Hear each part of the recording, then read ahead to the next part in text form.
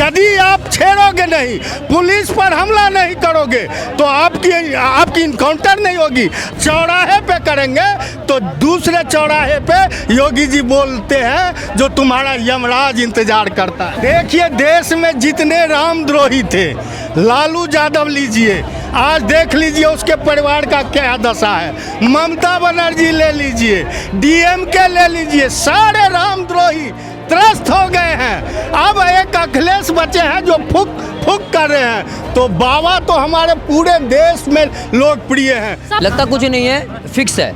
योगी आदित्यनाथ जी उत्तर प्रदेश में फिक्स हैं। सिर्फ हिंदुओं का समर्थन करते हैं, एक तरफा फैसला। तो पीडीए क्या है भाई? पीडीए क्या है? परिवार डेवलपमेंट एक्शन है।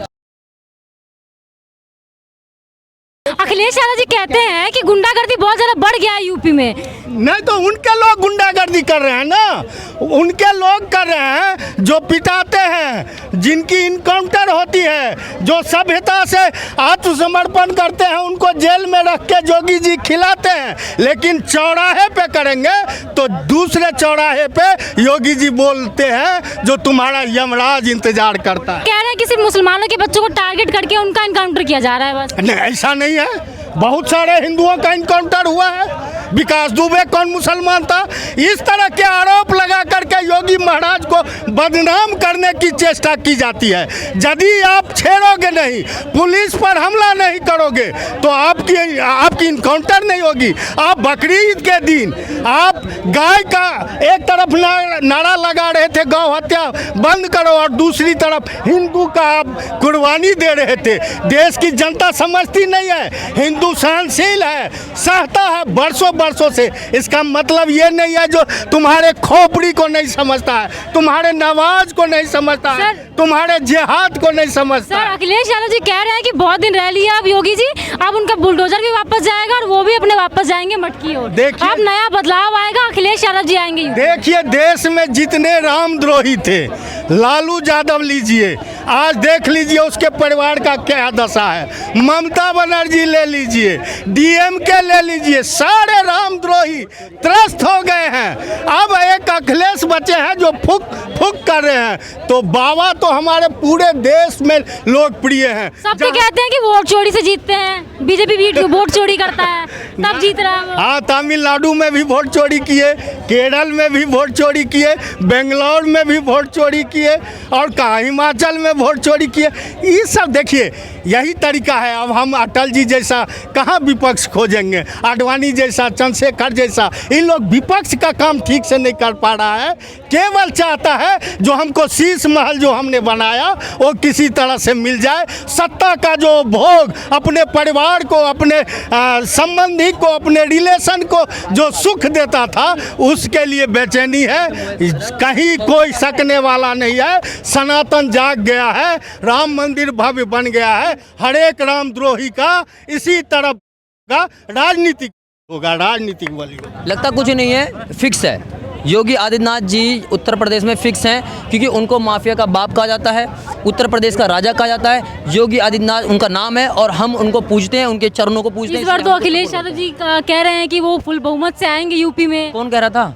अखिलेश यादव जी कह रहे हैं। अखिलेश यादव ये मजाक जोक मस्ती ये सब करते रहते हैं, वो कॉमेडी अच्छी करते हैं। हमेशा कहते हैं मैं इस बार जीतूंगा, मैं उस बार जीतूंगा, और 2 बार देखो ना कैसे इनको लताड़ा है हमारे योगी आदित्यनाथ जी ने। तो कह रहे हैं कि यादव समाज के सारे भाई लोग, मुसलमान सभी उनको वोट देने वाले। जातिवाद करने के बाद तो आप कुछ भी कर लोगे। वो जातिवाद करता है, वो कहता है यादव, मुस्लिम, ये वो फलाना ढिमकाना। योगी जी कहते हैं हमारे सारे लोग हैं, हमारे सब हैं। ऐसा नहीं है कि मैं मतलब कि जातिवाद करूंगा, वो जातिवाद से जी सकता है। योगी जी भी तो जातिवाद करते हैं, ऐसा अखिलेश जी कहते हैं, सिर्फ धर्म की बात करते हैं, हर चीज में धर्म को साथ देते हैं। जातिवाद अगर किया तो मुझे बताइए, जातिवाद कहाँ किया है? वो कर रहे हैं, मुसलमानों पे इतना जुल्म कर रहे हैं, गरीब लोगों का घर तोड़ रहे हैं। ऐसा नहीं है, अगर कोई गलत काम कर रहा है, किसी की हत्या कर रहा है, किसी की बहन बेटी को छेड़ रहा है, तो क्या उसको सजा नहीं मिलनी चाहिए? अब कोर्ट में क्या है ना, 2-3 साल तक वो कंटिन्यू चलता रहे। लेकिन योगी आदित्यनाथ जी का क्या है, ऑन द स्पॉट काम खत्म करो। सजा वाला प्रोसेस सिर्फ मुसलमानों के साथ ही क्यों हो रहा है? हिंदू में वो विकास दुबे कौन था? अंग्रेज था क्या? कहाँ से आया था? डोनाल्ड ट्रम्प का भतीजा है क्या वो? है तो इसीलिए कितना ज्यादा है, लेकिन फिर भी ऐसा थोड़ी। तो ज्यादा क्राइम करोगे तो जाओगे, तो ज्यादा तुम्हारे घर तोड़े जाएंगे। ज्यादा कर रहे हो ना भाई, इसलिए योगी आदित्यनाथ का सीधा सिस्टम है कि भैया कोई जातिवाद नहीं होगा, अगर गलत काम करोगे तो ऐसे ही लताड़े जाओगे। क्या लगता है इस बार यूपी के लोग किसको आशीर्वाद? सीधा योगी आदित्यनाथ जी आएंगे। मैं खुद सपोर्ट करता हूँ, मैं खुद उत्तर प्रदेश से हूँ, अयोध्या का रहने वाला हूँ, और योगी आदित्यनाथ जी को हमेशा सपोर्ट किया है। सबके सब सपोर्ट करते हैं क्योंकि उनके काम से खुश हैं। और ये अखिलेश यादव जैसे लोग, उनके पिताजी का आप निकालो ना बायोडेटा, राम भक्तों में गोलियां तक चलवा दी उन्होंने। एक समुदाय को सपोर्ट करता है वो इंसान, सीधी बात। अखिलेश यादव जी तो कह रहे हैं कि अभी बहुत हो रह लिया उन्होंने, अब हम आएंगे, योगी जी तो वापस मर जाएंगे अपने बुलडोजर वापस लेकर के। अब उनकी अब नए बदलाव आएंगे यूपी में, उनकी एंट्री होगी। बदलाव करने वाला कौन? जनता। जनता किसके साथ में, रुख किसकी तरफ है? योगी आदित्यनाथ जी की तरफ है, ईमानदार इंसान की तरफ है। बेईमानों के साथ में कोई सपोर्ट नहीं करता है। ईमानदार है तो वो योगी आदित्यनाथ जी। ईमानदार है कि नहीं ये तो चांस देना पड़ेगा ना उनको देखने के चांस लिए। किसको चांस देना पड़ेगा? क्यों अखिलेश चांस यादव देंगे? जी को। उनके पिताजी को चांस तो दिया था, राम भक्तों को गोली तो ऐसे चलवा दी जैसे गाजर मूली काट के रख दिया उन लोगों ने, पूरे उठा के लोगों को सरजुदी में डलवा दिया। राम जी के खिलाफ, ये राम जी के खिलाफ ये नहीं कर, मैं रिलीजन के हिसाब से वो राम जी के खिलाफ है। 10 साल के लिए तुमने जो है जन्माष्टमी बंद कर रखा था, किस बात के लिए बताइए? एक समुदाय को खुश करने के लिए? आपके लिए मुसलमान पहले हैं और बाकी हिंदू, जो ब्राह्मण है, जो बाकी लोग हैं वो सब पागल है क्या?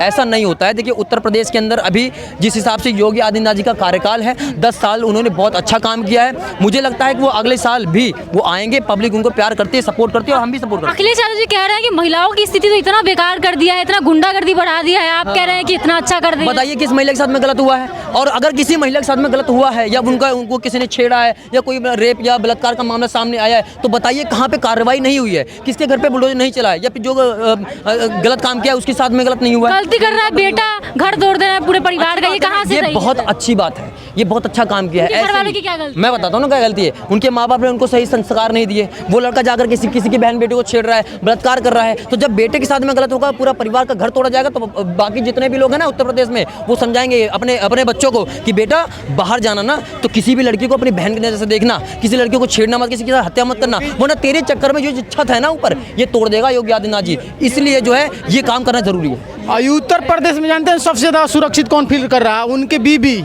कौन? अखिलेश यादव जी की पत्नी डिम्पल यादव असुरक्षित सबसे वो तो खुद कह रहे हैं कि इतना गुंडागर्दी बढ़ गया, महिलाएं सेफ नहीं है, आप कह रहे हैं कि सब कुछ। जिसको मौलाना रशीदी ने टिप्पणी किया आज तक, मतलब वो संसद है, महिला संसद है, उसको मतलब कोई उस पर बात विचार नहीं हुआ, ना उस पर कोई टिप्पणी हुआ, टिप्पणी करके चला गया, कुछ नहीं बोले, उस सबसे असुरक्षित उन्हीं को मानेंगे। अखिलेश यादव जी कहते हैं कि सिर्फ जो योगी जी हैं सिर्फ धर्म की बात करते हैं, सिर्फ जातिवादी करते हैं, जातिवाद करते हैं, सिर्फ हिंदुओं का समर्थन करते हैं, एक तरफा फैसला तो पीडीए क्या है भाई? पीडीए क्या है? परिवार डेवलपमेंट एक्शन है। बता दीजिए पीडीए क्या है? पीडीए में जातिवाद नहीं है। पीडीए क्यों बनाया है? खाली मतलब उसमें ब्राह्मण बुनियाद को खत्म कर दिए हैं। उसके बाद बोलते हैं कि जब ममता बनर्जी जैसे चुनाव हार जाती है तो बोलते हैं कि मतलब जातिवाद के उन भूत खत्म हो जाता है और बोलते हैं कि हम जो पंडित जी कहेंगे वही बात मानेंगे। से पहले 2017 से पहले अगर उत्तर प्रदेश के अंदर अगर कोई चला रहा था ना सरकार, तो वो अखिलेश यादव नहीं चला रहे थे, वहाँ के गुंडे चला रहे थे। कौन? मुख्तार अंसारी, विकास दुबे और वो अतीक अहमद, ये सारे लोग चला रहे थे। क्योंकि जब देखो अतीक अहमद के घर पुलिस वाले गए ना उनको गिरफ्तार करने के लिए, तो सारे पुलिस वालों को उन्होंने कब्जा मतलब बंद कर लिया था। वो लोग गुंडे था। कौन गुंडा? किसकी बात कर रहे हैं? अतीक अहमद गुंडा नहीं था, माफिया था एक नंबर का। और उत्तर प्रदेश में आज कोई माफिया है क्या? अब मुझे किसी भी माफिया के बारे में दिखा दीजिए, कोई भी नहीं है। क्यों? क्योंकि माफिया का गुंडागर्दी तो योगी जी भी कर रहे हैं ना, गुंडागर्दी कहाँ कर रहे तो हैं? वो तो एक समाज कौम को चुन लिया है उन्होंने, उन पे अत्याचार कर रहे हैं, उनके घरों को तोड़ रहे हैं। किन पे किया है? मुसलमानों की बात कहाँ किया है? उनको उनके बच्चों को टारगेट कर रहे हैं। कमाल की बात कर रही हैं। अगर कोई बलात्कार कर रहा है, कोई रेप कर रहा है, कोई किसी की हत्या कर रहा है, तो उन पे कार्रवाई नहीं की जाएगी। हिंदू करता है तो उनको इग्नोर कर देते हैं। कहाँ किया गया है? दिखाइए ना कहाँ किया है। उन्नाव केस पे अभी तक क्या कहते हैं वो क्यों नहीं हुआ? कहाँ पर? रेगर का उसमें नाम आया था, तो उन्नाव रेप केस में कोई प्रोसेस क्यों नहीं हुआ अभी तक? क्या उसको छोड़ दिया है? छोड़ा नहीं, पर अभी तक प्रोसेस क्यों नहीं हुआ? कहाँ पर है? कहाँ पे? हैं कि योगी आदित्यनाथ जातिवाद नहीं करते, मुसलमानों से डिबेट नहीं करते, तो एक असद को मार देते हो अब इनकाउंटर में। उसी दिन यूपी में 3 अलग-अलग जगह हत्याएं होती है, उनके घर पे बुलडोजर नहीं चलता और अब सिर्फ असद चलेगा की बात नहीं, चलेगा की बात नहीं। मुसलमान के घर पे उसी दिन चल सकता है, 24 घंटे के अंदर चल सकता मामला क्या है। था? असद वाला मामला क्या था? उसको पकड़ के लेके गया, उसी समय उसको मारा। कितने कैसे मारा था उसको? ऐसे मारा क्या बाकी लोगों को? बाकी लोगों को ऐसे मारा है क्या? एक एक करके बोलो ना, एक एक करके। 2 रेप, अभी एक रिसेंट रेप केस हुआ, उसमें चार्जशीट तक फाइल नहीं हुई।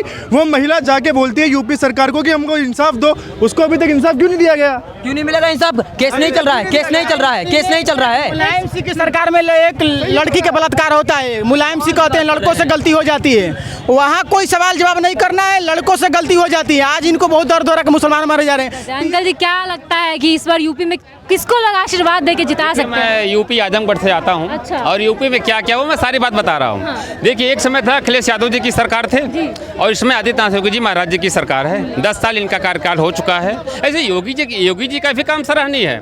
और अखिलेश यादव जी के सरकार में गुंडा राज था, माफिया राज था, डकैत राज था।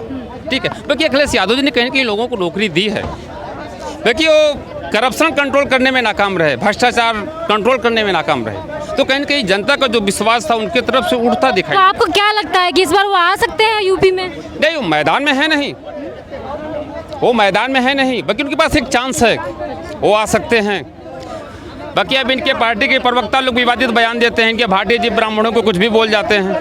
अगर अखिलेश यादव ब्राह्मण चेहरा अगर अपना सीएम घोषित करके अगर चुनाव लड़ें तो आ जाएंगे, क्योंकि उत्तर प्रदेश में ब्राह्मणों की सियासत रही है। ब्राह्मण जिस तरफ जाएगा सरकार उसी की बनेगी, और ये ब्राह्मण कार्ड खेलने की अखिलेश आगे जातिवाद पे वापस है, आगे जातिवाद पे। या एक चीज़, अच्छा एक चीज़ बताइए पीडीओ भाई, एक चीज़ बताइए आप, अभी आपने देखा यूजीसी एक ऐसा काला कानून आया है, उसका सबसे बड़ा अपराधी आया नहीं है, आया था बंद, आ गया, अभी बंद कहाँ है? हाई कोर्ट, सुप्रीम कोर्ट लगा हुआ है। सिर्फ स्टे लगा हुआ है। आपने देखा जब SC ST एक्ट वाला कानून जब पारित हुआ था, उस पर सुप्रीम कोर्ट ने रोक लगा दिया था कि बिना जांच के आप किसी को गिरफ्तार नहीं कर सकते। तो काला कानून कौन लेकर आया? भारतीय जनता पार्टी अध्यादेश ला के पारित कर दिया। हुआ कि नहीं हुआ? किसने पारित किया? बीजेपी ने तो पास किया।